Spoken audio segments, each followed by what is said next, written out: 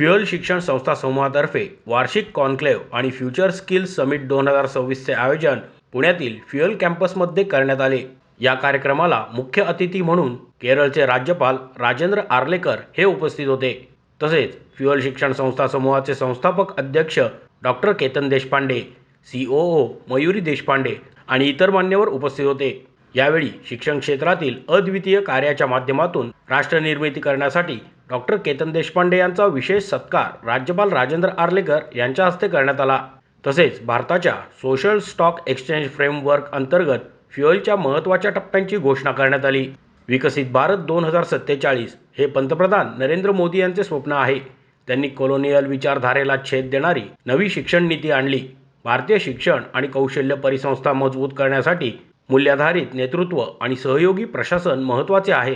Skill India या ब्रीद वाक्यानुसार विद्यार्थ्यांनी नोकरीच्या मागे न लागता कौशल्यपूर्ण शिक्षणाच्या आधारे स्वतःच्या पायावर उभे राहून नोकरी देणारे बनावे, असा सल्ला विद्यार्थ्यांना देऊन राज्यपाल राजेंद्र आर्लेकर पुढे म्हणाले, फ्युअलच्या प्रयत्नामुळे देशभरातील वंचित आणि पहिल्या पिढीतील विद्यार्थ्यांसाठी आकांक्षा आणि रोजगार क्षमता यांच्यातील दरी अर्थपूर्णपणे कमी झाली आहे। फ्युअल शिक्षण संस्था आगामी जागतिक दर्जाचे शिक्षण, कौशल्य आणि उद्योग यांना एकत्रित करण्याच्या दिशेने एक महत्त्वपूर्ण पाऊल उचलत आहे। भारताच्या भविष्यासाठी सज्ज प्रतिभा परिसंस्था आणखीन मजबूत करेल। समाजाने काय दिले यापेक्षा आम्ही समाजाला काय देऊ हा विचार करावा। स्वतःसाठी जगला तर मेला, दुसऱ्यासाठी जगला तर जगला हे ब्रीद वाक्य कायमच विद्यार्थ्यांनी लक्षात ठेवावे, असेही त्यांनी नमूद केले। मराठीतले एक वाक्य खूप प्रसिद्ध आहे, बहुतेक मला वाटतं विस खांडेकरांचं असेल ते किंवा अनंत काणेकरांचं आहे। स्वतःसाठी जगलास तर मेलास, दुसऱ्यासाठी जगलास तर जगलास, हे आपण ब्रीदवाक्य आपल्या मनात कायम ठेवलं। I am living only for me, you are a dead person. But if you live for others, you are always live, you are always live. That concept has to be in my mind. आणि म्हणून अशा पद्धतीचा एक concept घेऊन आपल्याला बाहेर पडायचं आहे। अशा पद्धतीचा कन्सेप्ट या एज्युकेशन इन्स्टिट्यूशनमधून देण्याची आवश्यकता आहे। We will get everything that is what we need. We will get all the necessary education through our textbook, through our practicals, everything. But this social responsibility has to be taught from the ground one, from 0-1. It has to be taught to all of our students, because you are not future citizens, you are citizens of today of this country. Whole future lies in your hand, that we have to achieve this. And lastly, only one factor I will be just placing before you. Our Prime Minister has placed before us a very big vision. What is that? By the year 2047, this country will be a Vikasit Bharat. This country will be a developed country. I am not going why we have not so far become a developed country. I am not going into it. But now the time has come.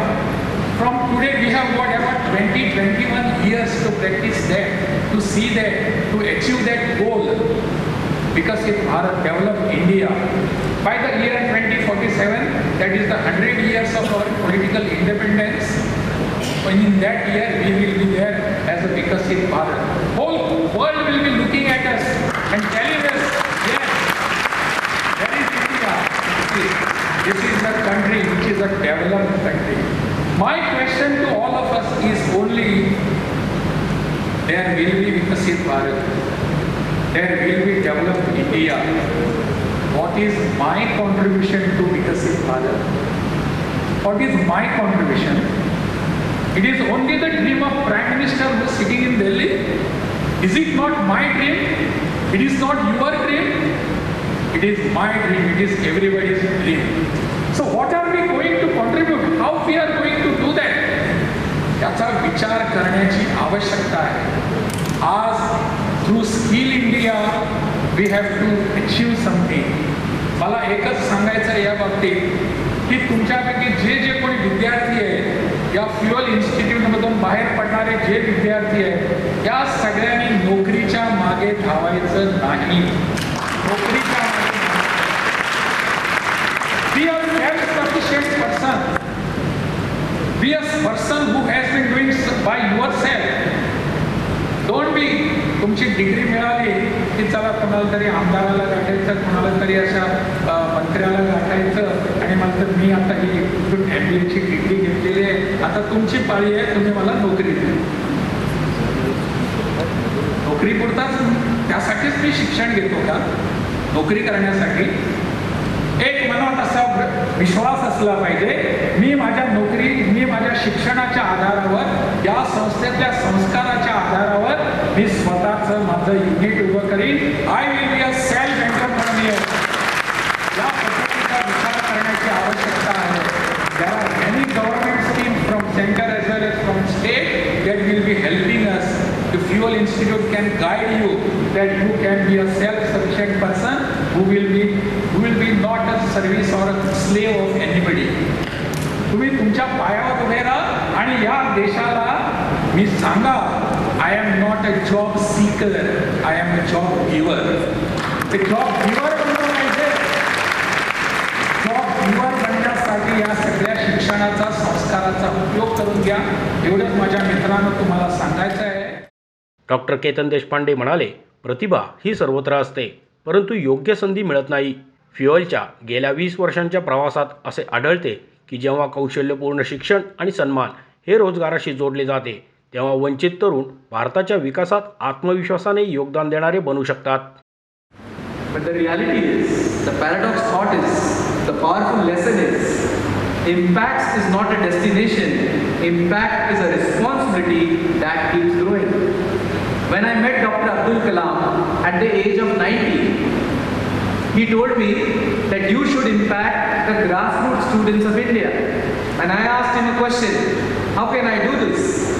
He said a very powerful sentence. He said, when a person dies, he gets 4 people to carry his rituals. You are a young person, you will get more than 4. Please carry on the work. And that motivated us to start sending this. There were times, and our auditor Shilgiri sir is here, we got second-hand computers, and our auditors were very happy. He said there is no need to write in the balance sheet. But what happened later? Poor students should not be given poor infrastructure, was his comment to us, and that inspired us. That equity is not charity, equity is dignity, and we accepted the best of infrastructure for the students of Youth of India. And today at Fuel, if you will visit our campus, you will no longer find those machines, but you will find those human people who are working on technologies like artificial intelligence, big data, data analysis. Today, Fuel got an opportunity to represent at World Economic Forum, and our Honorable Chief Minister brought large investments in the state of Maharashtra. What we are doing, we are balancing free education, academic discipline, and regulatory compliances, and corporate expectation and global exposure. Has been one of our toughest challenges, but we chose the hard way to do it. My dear friends, we have reached 2,900 scholarships. We have provided 1 lakh youth with structured and academic career guidance. We have trained more than 3 lakh youth in skill training, and we have partnered with 78 corporate partners, including LTI Mindtree. या कार्यक्रमात व्हिडिओच्या माध्यमातून राज्याचे उच्च आणि तंत्रशिक्षण मंत्री चंद्रकांत पाटील यांनीही विद्यार्थ्यांना संदेश दिला. ते म्हणाले, नव्या शिक्षण धोरणात कौशल्य विकासातून उद्योगधंद्यांसाठी योग्य दिशा देण्याचा आम्ही प्रयत्न करू. फ्युएल गेल्या 2 दशकांपासून शिक्षण आणि युवा विकासाच्या क्षेत्रात प्रशंसनीय कार्य करत आहे. शिक्षण आणि उद्योग यांच्यातील दरी कमी करण्यासाठी त्यांचे प्रामाणिक प्रयत्न आहेत. उद्योगपतींकडून CSRच्या माध्यमातून 5% भाग घेऊन त्याला शिक्षणात परिवर्तन करणे आणि त्यातून हुशार विद्यार्थ्यांना कौशल्यपूर्ण विकासातून नोकरी अथवा उद्योगधंद्यांसाठी तयार केले जाते, असेही मंत्री चंद्रकांत पाटील यांनी स्पष्ट केले. नमस्कार. फ्युएल संस्थेला 20 वर्ष पूर्ण झाली. 20 वर्ष पूर्ण होण्याच्या निमित्ताने आयोजित केलेल्या कार्यक्रमाला मी खूप शुभेच्छा देतो. या कार्यक्रमाला केरळचे राज्यपाल माननीय राजेंद्रजी आर्लेकर उपस्थित आहेत. त्यांचंही मी महाराष्ट्रामध्ये स्वागत करतो. खरं म्हणजे फार आधीपासून ह्या कार्यक्रमाला यायचं मी ठरवलं, परंतु उद्या काही राजकीय कारणामुळे मला कोल्हापूरमध्ये राहावं लागणार असल्यामुळे मी फार आधीपासून ठरवून अतिशय दुःखद अंतःकरणाने न येण्याचा निर्णय घेतो आहे. पण मी प्रत्यक्ष मनाने तुमच्यावर कार्यक्रमाला आहे. एक अभिनव उपक्रम, एक अभिनव प्रयोग फ्युएलने चालवला आहे. मोठमोठ्या उद्योगपतींना त्यांच्या नफ्याचा जो 5% भाग सामाजिक कामासाठी खर्च करणं, दॅट इज कॉल्ड CSR, हे सक्तीचं झालेलं आहे.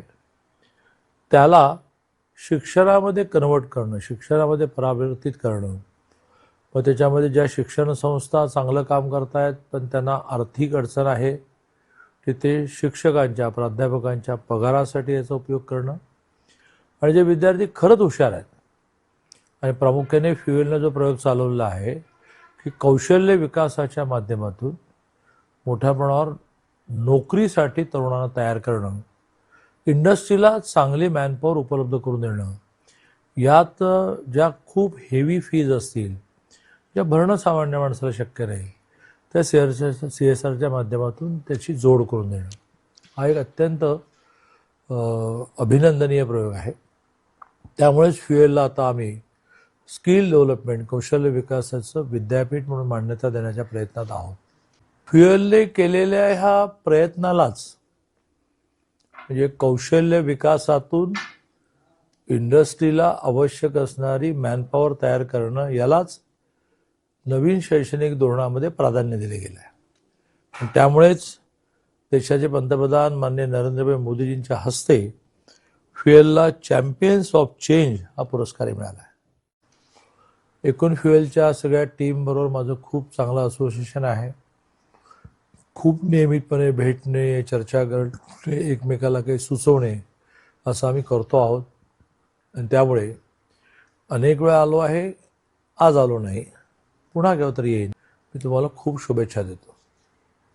मोशी न्यूज नेटवर्कसाठी मोहित शिंदे, पुणे.